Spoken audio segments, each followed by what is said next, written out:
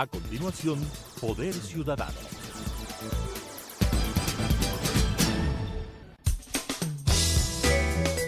Clasificación B, bajo supervisión de un adulto.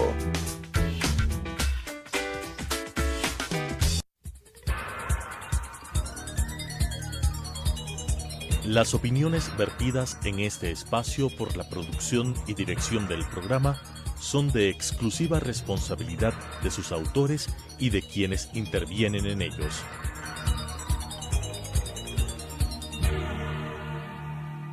Telesucesos Canal 29 UHF presenta Poder Ciudadano, una ventana construida desde la visión plural ciudadana para la expresión de sus anhelos, demandas y aspiraciones, con la conducción del doctor Patricio Picón. Poder Ciudadano. Cordiales saludos. Mi invitado de esta tarde es el ingeniero David Almeida, secretario general de la Asociación Nacional de Trabajadores de la Energía y el Petróleo. Trabaja en Petroecuador como supervisor. Con el ingeniero David Almeida vamos a revisar lo que tiene que ver con una pregunta que va a ser necesariamente contestada por los ecuatorianos el domingo 20 de agosto. La pregunta tiene que ver con dejar bajo tierra el petróleo en la reserva del Yasuní Iteté. Es fundamental partir del hecho cierto de que estamos frente a una reserva de biodiversidad de enorme importancia para el mundo. No se trata de una reserva cualquiera. Entonces, al tratar este tema, la idea es buscar un balance adecuado. La idea es entender que hay que proteger ese ecosistema, pero también la idea es entender que el área que se estaría, entre comillas, afectando es una que corresponde a una parte minúscula frente a toda la cabida que tiene el Yasuní Iteté, que reúne 1.022.000 hectáreas, y el bloque 43, materia de la pregunta, no tiene más allá de 80 hectáreas. La pregunta concreta dice: ¿está usted de acuerdo en que el gobierno ecuatoriano mantenga el crudo del Iteté conocido como bloque 43 indefinidamente en el subsuelo? Bienvenido, señor ingeniero Almeida. ¿Cuál es su valoración general en torno a la importancia de esta reserva megadiversa? Buenas tardes, Patricio, mucho gusto y gracias por la invitación. A ver, efectivamente es una reserva megadiversa. Además se ha dicho que es la que contiene mayor biodiversidad en el planeta por kilómetro cuadrado. Y nosotros valoramos y entendemos eso. Lo entendemos además porque justamente nosotros trabajamos ahí. Sí, porque es diferente decirlo habiendo leído un artículo científico como de pronto lo hacen los proponentes de la consulta. Dicho de manera más sencilla, usted es un ingeniero de campo. Exacto. No viene con temas teóricos. Exactamente. Continúe, por favor. Y por eso sabemos lo que estamos haciendo, en dónde trabajamos y la sensibilidad de dónde trabajamos. Fíjese que el bloque 43, a diferencia del resto de bloques en el oriente ecuatoriano, es el único que hemos iniciado a desarrollar en los últimos años. Todo el resto de bloques se heredaron o de Texaco o de CEPE, o se heredaron de empresas privadas que llevaban años en la zona. Occidental, por ejemplo, en el bloque 12, tenemos en el bloque 31, tenemos la operación en el bloque 15, que también era de Occidental. Y de no Repsol. podemos esconder que hay operaciones y operaciones. Así es. Unas antiguas que tienen una serie de problemas, mecheros, una polución impresionante, mal manejo, producto de la descapitalización culposa de Petroecuador, producto de malas administraciones y de ministros pésimos como el actual. Así es, efectivamente. Que le lleva a Petroecuador a una suerte de abandono buscando la privatización, ¿o me equivoco? No, está usted en lo correcto, Patricio. Efectivamente es lo que ha sucedido. A Petroecuador se la ha visto siempre como la caja chica, se la ha desfinanciado y se ha buscado con eso justificar la privatización de los campos. Los problemas que tenemos en la empresa obedecen a eso. Pero precisamente por valorar el área sensible que tenemos nosotros, es que Petroecuador, las pocas inversiones que ha recibido, dinero que ha recibido para inversiones, lo ha concentrado todo en el ITT. Y por eso es que la infraestructura y el paradigma de la operación que tenemos en el ITT es diferente. Porque primero, acá lo iniciamos desde cero técnicos nacionales, entendiendo qué es lo que estamos haciendo y dónde estamos trabajando. Hemos diseñado una operación completamente diferente. En el ITT no hay mecheros, por ejemplo. En el ITT no hay piscinas de desechos. ¿Usted le puede asegurar a la población ecuatoriana que la operación en el ITT, esto es en el bloque 43, es una operación que puede ser medida por organismos nacionales e internacionales para establecer que no hay un impacto ambiental de la dimensión de la que quieren hacer suponer quienes pretenden dejar bajo tierra el petróleo? No, de hecho lo ha sido. Y el ITT ha sido sujeto de premios internacionales por justamente la operación verde que lleva adelante en el bloque, ¿no? Le cuento además que, de hecho, este bloque es el más auditado de la historia del país. Nosotros que trabajamos en el bloque todos los días teníamos que recibir delegaciones de diferentes personas, ciudadanas, políticas, ministeriales, Defensoría del Pueblo. Es decir, todo el tiempo estaba llegando una delegación a ver lo que estábamos haciendo en el ITT. ¿Qué edad tiene usted, ingeniero? Voy a cumplir 40. ¿Usted se siente orgulloso como técnico ecuatoriano de la operación de Petroecuador en el bloque 43? Por supuesto. ¿Por qué? Porque primero porque es nuestra, la hicimos nosotros desde cero. Es el primer campo, el primer proyecto que se ha iniciado enteramente con mano de obra ecuatoriana. Segundo, porque lo hemos hecho con cuidados ambientales. La ingeniería que nosotros hemos aplicado acá no se ha aplicado en el resto del Oriente antes. Justo hoy tenía un debate en donde me decían, pero fíjense el problema que tenemos de producir tanta agua en el ITT.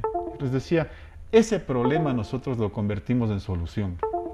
Porque cuando nos encontramos un crudo pesado, por ejemplo en Ispingo, que teníamos problemas al inicio para hacerlo fluir, entendimos que mediante el uso de la ingeniería podíamos usar la misma agua de formación. O sea que lo toman esto como un reto técnico para ver realmente cuáles son las capacidades de la empresa y para ver cómo esto puede aportar no solamente en la línea de incorporar producción, sino también de mejorar la calidad. No, por supuesto, y como le decía, ¿no? Usamos la misma agua de producción para movilizar ese crudo y solucionamos el problema. Lo que antes se veía como un problema, nosotros lo convertimos en solución. Ingeniero Almeida, tenga la bondad de hablarme del impacto ambiental de la operación en el bloque 43. Porque debe haber un impacto. Como usted bien lo ha dicho, Patricio, son 80 hectáreas. ¿Sí? Obviamente se tiene que desbrozar y ya se desbrozó, porque lo otro es que a la gente le hacen creer que recién se va a desbrozar. No, y para llegar a esas 80 hectáreas, seguramente hubo necesidad de abrir espacio para carreteras. No, y ahí están contadas las 80 hectáreas. Es decir, ya ha contado el espacio de vías, de senderos ecológicos y de todo. Estamos hablando de una sumatoria total. De total, exacto. ¿Cuál es el impacto? Entonces, el impacto son 80 hectáreas que además ha sido cuidadosamente realizado. ¿A qué me refiero? Cuando yo tengo que trazar, por ejemplo, un sendero, una vía, de un punto A a un punto B, la vía más recta, más rápida y económica es hacer una línea recta. En el ITT no tenemos líneas rectas. Tenemos senderos que van sinuosos. ¿Por qué? Porque primero mandamos al biólogo. Y el biólogo revisa el trazado de la vía o donde vamos a instalar la plataforma. Y él dice, aquí no, hay que moverlo. Bueno, no hay actividad humana que no genere algún tipo de impacto. No, por supuesto. Usted enciende un motor cualquiera, está generando un impacto. Siempre estamos generando un impacto. ¿Quiénes sostienen que es mejor tener, por ejemplo, vehículos a batería? Estamos generando un impacto y luego la degradación de aquellas baterías tendrán pues un proceso larguísimo. No, y el proceso de explotar la batería, de obtener el litio para la batería es mucho más contaminante. Pero bueno, se ha dicho en este caso que los costos de dejar bajo tierra el petróleo en el bloque 43 del ITT podrían llegar a 16.470 millones. Pero yo quiero que de la manera más clara y didáctica usted confirme o no lo que voy a decir. Responder en la consulta popular sí podría significar sí quiero que me suban el costo de los combustibles, Responder sí en la consulta popular podría significar sí quiero que me suban los impuestos. Sí, por supuesto. La ciudadanía nos va a recordar a nosotros porque hace un año nosotros sustentamos de manera técnica la lucha que se realizó para mantener bajos los precios de los combustibles. ¿Y cómo lo sustentamos? Fue porque somos un país que produce petróleo, que refina parte de ese petróleo que produce y que produce derivados que no valen el precio internacional, sino que nos cuestan un costo de producción inferior precisamente por producir petróleo y producir derivados. Y que eso permitía compensar en cierta forma el costo de importación de la parte que traemos, ¿no? Aproximadamente el 65% se importa, el 35% de lo que consumimos se produce localmente, y eso permite que nuestra estructura de costos sea más baja y que aún con precios congelados como tenemos en este momento, el Estado no pierda. Y eso permite sostener ese precio bajo de los combustibles. Hoy nos dicen, sí, queríamos precios bajos, pero también queremos que deje de producir petróleo. Es una contradicción. Eso no es posible. En la vida real no es posible. Es que si usted deja de producir petróleo y deja de producir derivados, lo que obtiene es que le toca comprar todo de fuera, pues. Parecería que vivimos en un país con una enorme riqueza, que no sobra el dinero. Parecería que estaríamos en una situación económica boyante. Parecería que el Instituto Ecuatoriano de Seguridad Social está nadando en dinero. Parecería que los ecuatorianos tenemos medicinas, buena atención, buena educación, seguridad. Y no es el caso. ¿Cuál es el impacto económico real de dejar estas reservas bajo tierra? Bueno, primero vamos a tirar al tacho de la basura 1.800 millones de dólares que el pueblo ecuatoriano invirtió ya en el bloque. Eso es real. Eso es real. Esa es la cifra concreta real hasta 2022. Si le sumamos lo de 2023, fácilmente llegará a 2.000 millones de dólares. Ya. ¿Sí? Entonces, eso es la infraestructura que tenemos ahí. Costos de abandono de campo. Costos de abandono, nosotros hemos estimado 2.000 millones de dólares. ¿Por qué?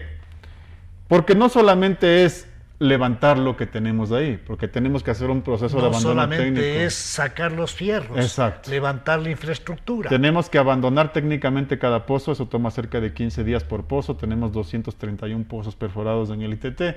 Haga la matemática y le va a dar que nos demorará cerca de 9 años de hacer esa operación. Pérdida de empleo, trabajo y compensación social. Salió un informe del Banco Central del Ecuador hace un par de días. Esto es oficial. Oficial. Que estima que la pérdida de empleos directos e indirectos bordeará los 30.000 empleos solo en el 2023, en lo que falta el 2023, y otros 30.000 en el año que viene. Pues hay un impacto en lo humano bastante por fuerte, supuesto, en lo social. Es que la producción del ITT es el 16% de la producción exportable de crudo del Ecuador. O sea, no 16%, no es nada así marginal. Exacto, no es pelo de cochino, como ¿Cómo no? Decir. Pérdidas asociadas a inversiones realizadas en el 2023. Ya, como le decía, esto es acerca de, desde 2013, 14 que iniciamos las inversiones, a 2023 sería cerca de 2.000 millones en inversiones. ¿Ya? Más lo que nos cuesta remover. ¿A cuánto subiría? Otros 2.000. ¿Por qué? Eso le quería explicar, porque además hay un mayor impacto ambiental al remover la infraestructura, porque una cosa es instalar, por ejemplo, una tubería limpia, y otra cosa es sacar una tubería por la que ya ha circulado crudo. ¿Sí? Entonces el efecto, además ambiental, que yo puedo tener en esa operación es mucho más grave que el efecto que yo tenía al instalarlo. Es francamente ridículo que en un país como el Ecuador, que tiene una mega crisis, una crisis gigantesca, una crisis de seguridad, una crisis de empleo y trabajo, una crisis que tiene que ver con la representatividad, una crisis económica pavorosa. Es imposible entender que se quiera dejar de lado un ingreso de esta naturaleza. Vamos al impacto social. Las comunidades que tienen directa relación con la operación del bloque 43 del Yasuní, ¿están de acuerdo con el retiro de los campos o no? No. A ver, en esta zona nos han hablado siempre de pueblos no contactados. En el bloque 43 específicamente, en la zona del bloque, no están los pueblos no contactados, sino pueblos contactados. Ahí hay... Que además se benefician de la civilización, que además se benefician de la educación, de la salud, de la seguridad social. El hecho de hablar de pueblos no contactados y de defender esa situación es un tema prácticamente de el romanticismo antiguo. Sí, La sí. gente necesita progresar. Justamente a eso me refería, ¿no? Hay 6 comunidades de nacionalidad quichua, una de nacionalidad guaraní. Ellos aportan 800 de los 1000 trabajadores directos que están en este bloque y que han visto cambiar la economía de su localidad. Obviamente antes no tenían agua potable, no tenían fluido eléctrico continuo, hoy tienen fluido eléctrico continuo, tienen 16 plantas de potabilización, tienen centros de salud, tienen escuelas. Y lo más grave de todo es que en este proceso de la consulta se ha satanizado eso. O sea, se ha dicho que es terrible que les hayamos llevado agua potable a comunidades que podían vivir en armonía con el ambiente, como que la parasitosis escogiera entre indígena y mestizo, ¿sí? Es decir, el agua potable es necesaria para el indígena o para el mestizo. Sin duda, para el evitar... saneamiento ambiental se impone, Exacto. al margen de ideologías. Exactamente. Entonces, esto es medicina, esto es ciencia. Esto es mejorar las condiciones de vida de la gente y basta escucharlos. Porque además nos traen a comunidades de Pastaza, donde no está la operación petrolera de este bloque, esto está en Orellana, y nos dicen, las comunidades indígenas se oponen a la explotación petrolera, pero no quieren escuchar a las que están asentadas en el territorio. David, Están a pero favor. le digamos a la población claramente, hay intereses detrás de quienes levantan las banderas supuestas del ecologismo para decir sí queremos más impuestos, sí queremos que nos suban el costo de los combustibles porque nosotros somos los que defendemos el ecosistema. Por supuesto, y pruebas de Alcántaro. A ver. nosotros nos han dicho, esta consulta es impulsada por la voluntad de jóvenes, voluntariosos, amantes de la naturaleza que quieren salvar la vida en el planeta. Pero estos jóvenes no tienen pues tanto dinero para hacer la campaña que se ha hecho en medios de comunicación y sobre todo en redes. ¿De dónde sale esto? Esa es la pregunta, ¿no? Entonces, ¿qué es lo que ocurre a nivel mundial? Porque esto es interesante analizarlo. En nuestros países asientan ONGs financiadas por partidos verdes a nivel internacional. Estos partidos verdes... Están de moda, Además, estos partidos verdes responden al interés de empresas de capitales verdes, porque no es que esto deja de ser capitalismo por ser verde, ¿sí? Y los capitales verdes lo que ofrecen es cambiar o reemplazar, vender sus tecnologías verdes, su infraestructura verde, todos los servicios verdes que nos ofrecen, a cambio de que nosotros abandonemos fuentes de energía soberanas como la energía Pero fósil que ¿qué producimos. intereses están Ahí detrás voy. de estos supuestos verdes? Ahí llego. Entonces, ¿qué es lo que nos dicen a nosotros? Deje de producir usted sus recursos. A cambio yo le ofrezco bonos de carbono. Y a usted debe haber escuchado que vienen los ambientalistas y nos dicen, el mercado de bonos de carbono ahora es enorme. Así es. ¿Qué son los bonos de carbono? Bonos de deuda. Deuda además que es condicionada. Porque el bono de carbono lo que le dice a usted es, le doy un financiamiento, me invento, 400 millones de dólares, pero usted ese dinero lo puede usar únicamente... Son facilidades de endeudamiento, Exacto. son modernos sistemas de enganche para endeudar más a los países. Exacto. Y eso lo puede usar usted únicamente en comprar tecnologías verdes a los capitales verdes que financian a las ONGs. Ahí está entonces el interés. Ese es. Y para que la ciudadanía entienda esto es sencillo. Usted puede ver que hoy también ocurre esto con las tiendas de ropa. A veces es un ejemplo sencillo. ¿En qué forma? Usted va a comprar ropa en una tienda y le dicen, sí, pero para comprar la ropa usted tiene que adquirir nuestra tarjeta corporativa del local. no? Y con eso usted puede mantener una deuda con nosotros y puede irnos pagando la ropa. ¿Esa tarjeta para qué le sirve? Para comprar la ropa únicamente en ese local. Y le cobran deuda y le cobran intereses por lo que usted va a comprar. Para generar monopolios y oligopolios en un mercado de capitales y para tener en una sola mano a una serie de pequeños países a los que se los puede mover. Exacto. Ahora bien, ¿usted es padre de familia? Así es. ¿Usted tiene hijos? Sí, tengo hijos. ¿Qué país quiere dejar a sus hijos? Porque también le pueden hacer un reclamo. Le pueden decir, papá, tú estás en contra de la naturaleza. No. La para pregunta es más bien, ¿hay cómo mantener operaciones lo más ajustadas al cuidado medioambiental? Sí, por supuesto. De hecho, a ver, ha cambiado. Por eso hablaba de que el paradigma cambia cuando nosotros es la única operación moderna que tenemos, la que hemos empezado de cero. Porque además a los técnicos nos han formado en universidades nacionales. Yo me formé en la Politécnica Nacional. Y nos enseñan a hacer ingeniería de manera diferente ya desde hace mucho tiempo. Nos dicen, hay que tener cuidado con el medio ambiente. En sus costos tienen que establecer los posibles riesgos al medio ambiente. Y la ingeniería que nosotros hacemos es para tener esa operación en base a la ciencia. Porque la consulta nos ha puesto una dicotomía, ¿no? Nos dicen, o estás con la vida o estás en contra de ella. Pero esto no es real. Lo que estamos nosotros discutiendo acá es, ¿acabamos toda la explotación y nos suben impuestos a la gente? ¿O hacemos una explotación responsable de nuestros recursos? Y al revés, este es un programa que deja perfectamente claro, establecido, que estamos en favor de la vida, en favor del mantenimiento de los ecosistemas y de las fuentes de agua. Estamos en favor de la naturaleza, pero también estamos en favor del desarrollo.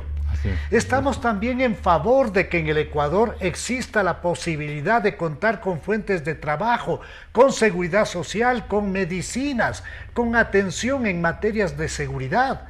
Entonces hay que conciliar lo uno y lo otro. ¿Cómo hacerlo? Con ciencia y con ingeniería. Para eso nos educó el pueblo ecuatoriano. Yo les decía a unos muchachos el otro día en la universidad. A mí me financió mi educación el pueblo. A mí me paga mi salario el pueblo. Yo trabajo en una empresa pública. Y me pagan el salario y me financiaron mi educación para resolver este problema precisamente. ¿Cómo hago para extraer un recurso que necesita la nación sin afectar la zona donde estoy trabajando? Y eso es lo que hemos hecho. La ciencia, la ingeniería, las inversiones, el trabajo sudoroso que le hemos puesto en este bloque. Eso es lo que nos están pidiendo que tiremos al tacho de la basura. Lo mejor que como país, como técnicos petroleros hemos hecho en el Ecuador, es lo que nos piden tirar al tacho de la basura. Qué curioso. La operación que yo podría decir que constituye la operación más importante, más ejemplar, emblemática de Petroecuador, es la que se quiere tirar al tacho de la basura. Y queda la operación vieja, y queda la operación antigua, y quedan los mecheros, y queda realmente intacto y no tocado todo lo que también implica una reducción de la capacidad operativa de Petroecuador. Por supuesto, y además de esto posiblemente la empresa no se recupere. El otro día me decían, pero la prueba de lo que ocurrió está en Esmeraldas, del derrame de Esmeraldas. Yo les decía anotar una serie de cifras que son decidoras, ¿no? ¿Por qué pasa lo que pasa en Esmeraldas y en otras zonas? Como usted bien decía, a Petroecuador se le quitan las rentas y no le dan el dinero suficiente para invertir. Entonces Petroecuador tiene que escoger dónde invierte y ha escogido el ITT precisamente. Para darle una cifra, la estructura que falla en Esmeraldas corresponde a la gerencia de transporte de Petroecuador. En los últimos 5 años, la inversión en esa gerencia a nivel nacional ha sido de 53 millones de dólares. Mientras la inversión en el ITT ha sido en el mismo periodo 1.314 millones de dólares. Es decir, ahí está claramente dónde se ha decidido invertir el dinero, dónde es que se ha concentrado lo mejor ante la falta de recursos a los que nos someten ministros como el Ministerio de Energía o el gobierno nacional que tenemos actualmente, y que lamentablemente obligan a que se tenga que concentrar y escoger, y lo más sensible que escogimos es eso.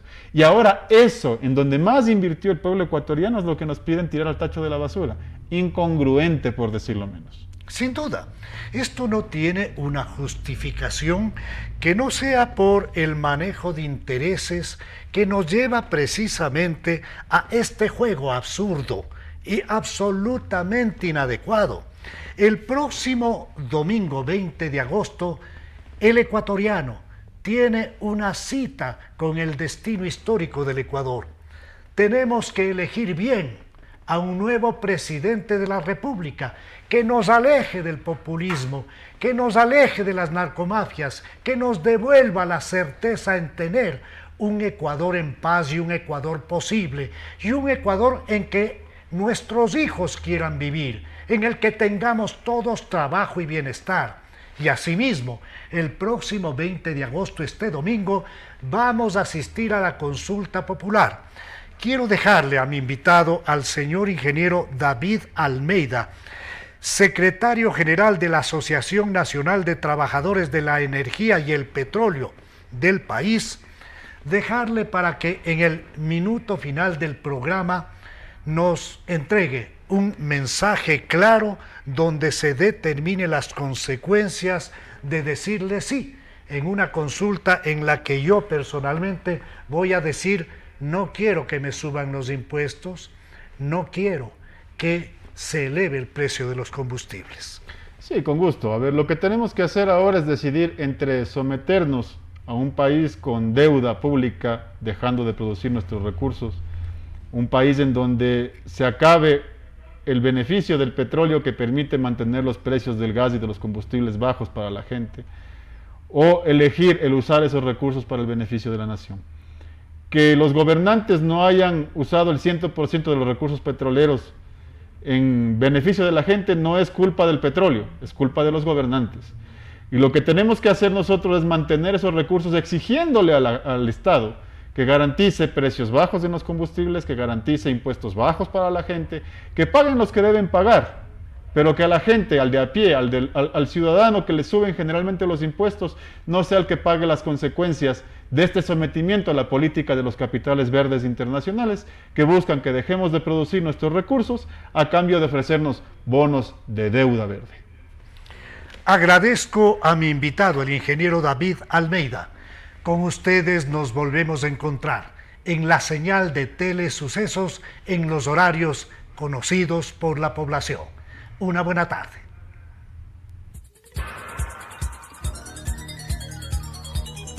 Las opiniones vertidas en este espacio por la producción y dirección del programa son de exclusiva responsabilidad de sus autores y de quienes intervienen en ellos.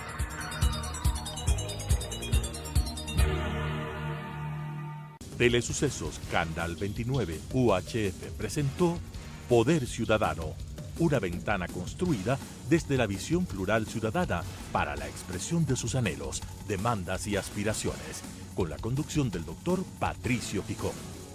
Poder Ciudadano,